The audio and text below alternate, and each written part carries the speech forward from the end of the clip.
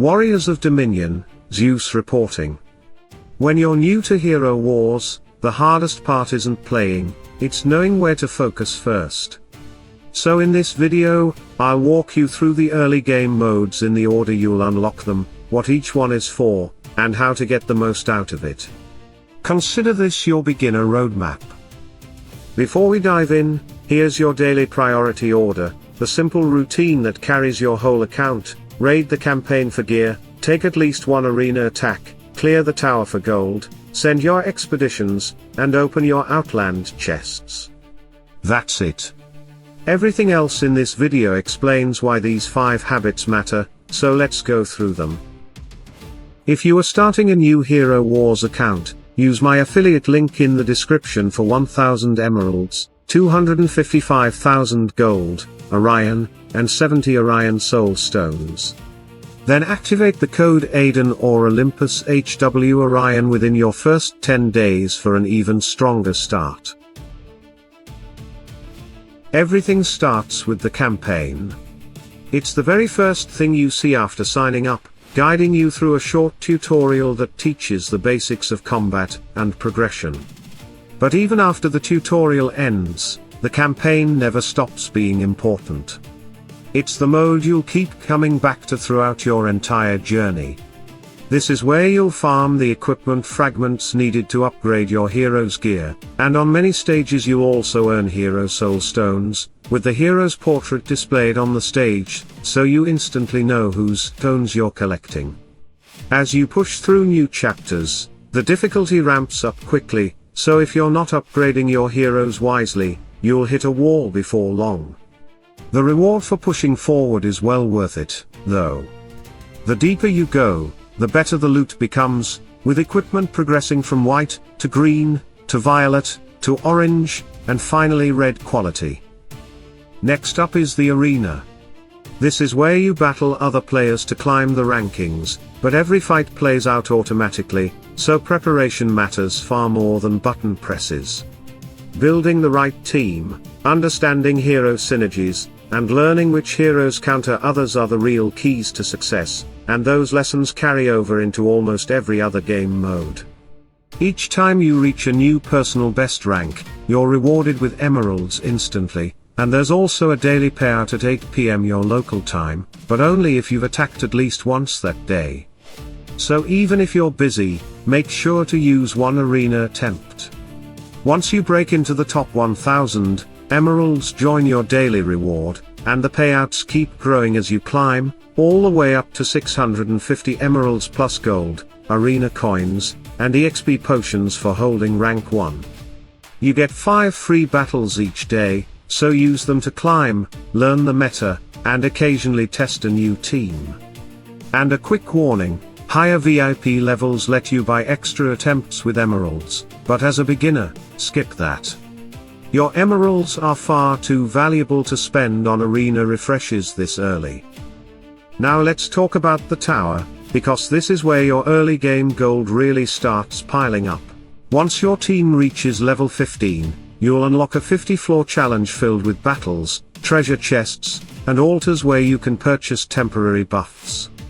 Your goal isn't just to reach the top. It's to do it while taking as little damage as possible. Every victory rewards armor coins, which you spend at the altars, along with tower points that determine your daily reward, so earning 3 stars on every fight helps you maximize both. The treasure chests contain gold, tower coins, or random equipment, and the rewards get better after floor 26. Here's the thing though, only the first chest is free, and the rest cost emeralds. As a beginner, stick to the free chest and keep walking. Paying emeralds for random tower loot is one of the easiest ways to quietly drain the most valuable currency in the game. At the altars, just adapt to your situation, whether that's magic defense, a heal, or the rare buff that revives a fallen hero. A few tower tips will make your runs much easier. Enemy strength scales with your team level, so keep your main heroes leveled with upgraded skills, or the later floors get harder than they need to be. Health and energy also carry over between battles instead of resetting, which makes manual play valuable, since you can finish fights healthier and closer to your next ultimate. And here's one of the most forgiving mechanics in the game: if a battle starts going badly, pause before it's over, retreat, and try the exact same fight again with a different lineup. Try to clear all 50 floors every day, because as long as you don't miss a day, you'll automatically skip floors 1 through 26 and only need to complete the remaining 24. Later, once you've reached the maximum team level and clear the tower again, you'll permanently unlock instant clear. Then comes the airship, where you'll unlock artifacts, one of the biggest power boosts for your heroes. Every hero has 3 artifacts: a weapon, a book, and a ring.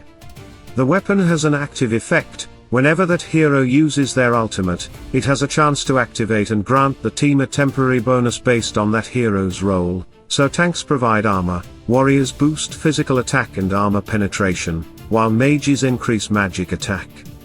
One mechanic worth knowing: below 3 stars, that activation is only a chance, not a guarantee, while at 3 stars it triggers every single time, and leveling the weapon up makes the bonus itself stronger. Books and rings are simpler, they permanently increase important stats. As for which artifacts to upgrade first, that depends on your team and where you are in the game, so check our priority guides for that. Most artifact resources come from expeditions, where you send heroes on timed missions and collect the rewards later, which is exactly why sending them daily is part of your routine. Finally, there's Outland, where you'll challenge 3 bosses, and the rule here is simple: each boss only takes 1 type of damage. Alyssa falls to ranged physical heroes, Vajar to melee heroes, and Brok to mages, so you'll build a small squad for each. On top of that, each boss shrugs off certain hero skills entirely. Alyssa, for example, is immune to Dark Star's control. Vajar ignores things like Chaba's Wild Hunger, Kark's Nexus of Horror, and Juri's Fury of Akreb Umi. Brok shakes off Kai's Fetters of the Wind, Lars Lord of the Storm, Faceless Doppelganger, and plenty more, so if a hero's signature trick isn't landing, that's why. Your attempts are unlimited, and the star rating is just for show, so don't stress about perfect fights. Beating a boss for the first time earns you skin stones, Outland coins, and emeralds, and after that, your routine is easy: just open the reward chests from bosses you've already defeated each day. Speaking of skin stones, let's talk about skins. While they change a hero's appearance, their real value comes from the stats they provide, and here's the key: every skin you've unlocked contributes its stat bonus permanently, regardless of which one you're displaying. Your equipped skin is purely cosmetic. That also means you shouldn't unlock skins randomly, because every skin focuses on different stats, and choosing the wrong one can slow your progress. Check community guides or trusted tutorials before investing your resources. And that's your roadmap. Run your 5 daily habits, keep investing in your core team, and hold onto your emeralds instead of leaking them on chests and refreshes, and you'll build a stronger account without wasting time or valuable materials. If you have your own tips or strategies, share them in the comments. I'd love to see what's worked for you.